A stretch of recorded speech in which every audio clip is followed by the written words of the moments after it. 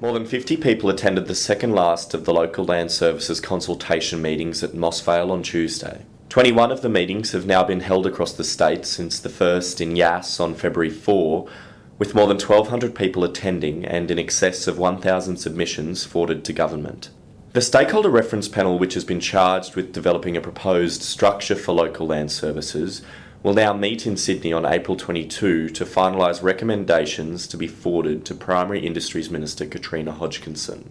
The reference panel is still to come to a final resting place on the key issues of boundaries and governance, but is expected to recommend that the rating base be expanded to include landholders between 2 and 10 hectares. Those landholders, those small landholders, are going to have to be convinced strongly and efficiently and effectively of the need for them to pay rates, because they're going to be the squeaky wheel, while the previous minister was in fear of, and consequently changed the rating, the area to be rated.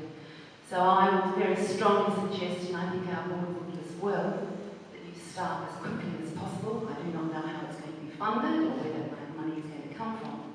A very effective communication strategy to convince these ratepayers who haven't, or these potential ratepayers who haven't paid rates before, that they have to. We'll definitely be making a recommendation that they should start to pay. There's no doubt that the people who have small holdings, a lot of them create a lot of biosecurity risk, whether it's through feral animals that don't get controlled properly, or whether it's through, like we've had in equine influenza, like someone owns one horse on 5 acres, well, that can cause a problem because they cart it all around the country and picks up a disease and spreads it. So there's no doubt they create risks. And some of them create a lot of risk, huge risk compared with the area that they have, because they don't look after it. Now, that's an easy case to make. Well, who's going to pay for managing that risk? Former New South Wales Farmers Treasurer Sam Archer was also at the meeting. I can understand economically why it's being done.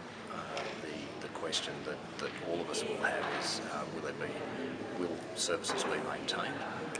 We need to make sure that there is a continuity, no diminution in the quality of services.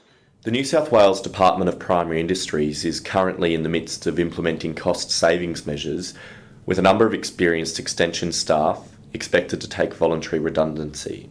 Meanwhile, the department is also in the process of appointing the new agricultural advisory officers in the interim catchment management authorities ahead of the start of local land services from January 2014. Everyone's concerned if you start to lose some significant expertise.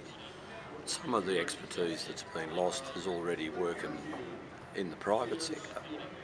So the issue really, I think, is to look at the people who can't afford to pay, if there are some, and how do they get serviced. But the rest, like the rest of the country, by and large, New South Wales is the last one with a reasonable extension service.